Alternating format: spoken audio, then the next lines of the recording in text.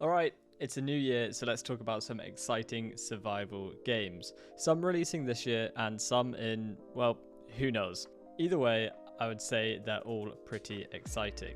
And if you like survival games and my content, then be sure to stick around by subscribing and keeping up to date by having that bell notification active. But with the usual spiel out of the way, let's start off with the day before.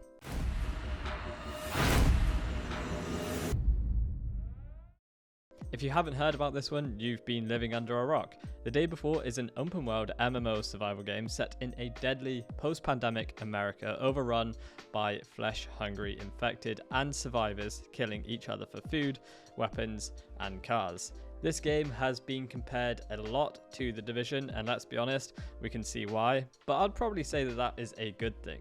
The Day Before not only looks incredible graphics wise, but also pretty expansive and living, with safe zones, massive areas to explore, things to do including base building, PvP, and honestly the list goes on. The Day Before is releasing on the 21st of January this year. There is no sign of any alphas or betas, so it looks like we're going to have to wait until that date to jump in and explore the post-pandemic America.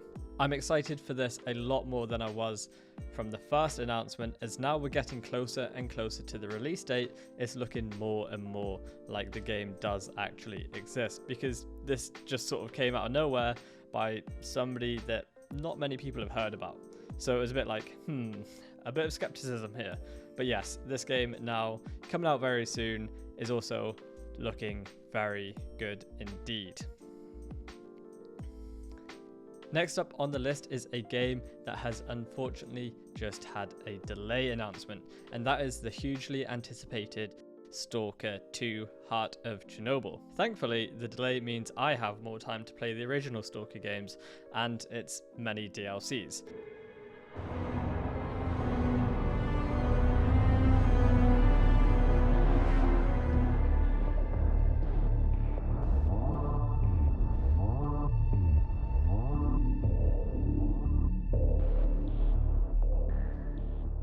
But with that being said, in Stalker 2, you'll discover the vast Chernobyl exclusion zone, full of dangerous enemies, deadly anomalies, and powerful artifacts. Unveil your own epic story as you make your way to the heart of Chernobyl. Make your choices wisely, as they will determine your fate in the end. In Stalker 2, you'll take over the role of a lone survivor and explore a photorealistic open world in a 62 km² radioactive zone with a variety of environments that reveal a post-apocalyptic atmosphere from different angles. Make your way through the zone to define your destiny as you choose paths within a highly bracing, epic story. Now, as well as what is being described as an incredible and epic story for you to get lost in, there will also be a PvP mode added shortly after launch. Now, honestly, I could make a separate video on what this game has to offer, and well, if you want that, let me know. But Stalker 2 Heart of Chernobyl will launch on the 8th of December. Maybe a perfect Christmas present for you survival gaming fans. А я прям вижу красоту эту. Не первый год в зоне, вроде примелькалась уже, а каждый день удивляет. Now time to move on and talk about what I can only describe as an interesting, I'm doing air quotes here, and this game is being created at a studio run by the founder of PUBG, or PlayerUnknown's Battlegrounds, and this is Prologue.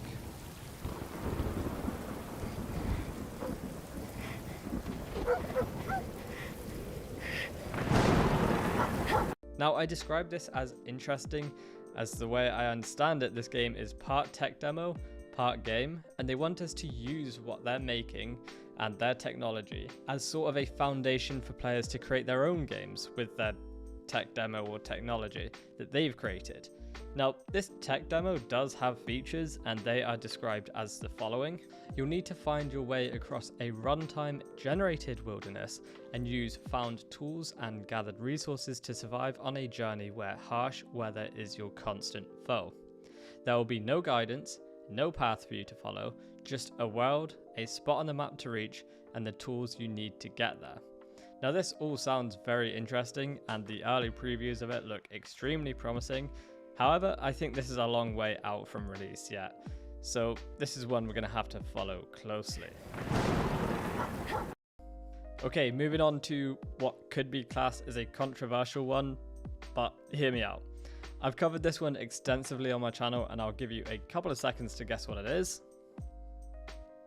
It's Deadmata. So yeah, Deadmata should be arriving to Steam Early Access this year. That's actually towards the end of the year, I believe.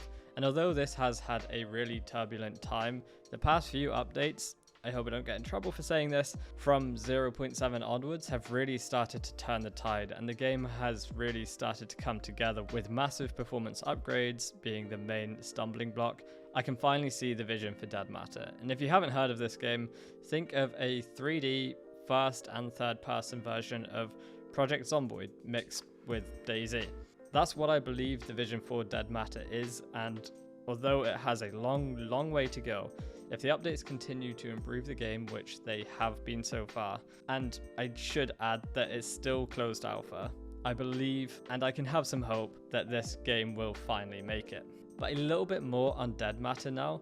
The latest blog post was talking about hiring a head of studio, and this is what was said about that. The head of studio has been hired to help QI Software to organize, prioritize, ramp and scale over the coming months as we make a strong push to get an early access ready candidate for our supporters. So yes, this sounds like it could be a great year for such a promising and wanted and obviously talked about game.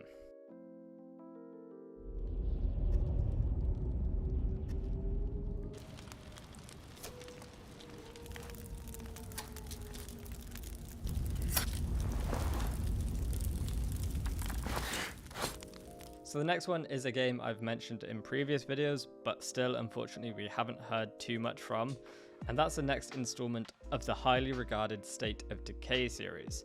We're talking State of Decay 3. This was first announced with a brilliant and beautiful cinematic trailer back at the Xbox Games Showcase in June 2020. Yes, close to 2 years ago now.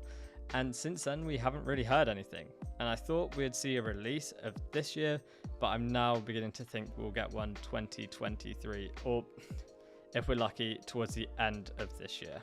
Although we don't know too much, we can take from the trailer, and that is State of Decay 3 will have us surviving in a cold and harsh environment for the first time, and we can assume that it's not just the usual zombies, but also animals out there to get us as well.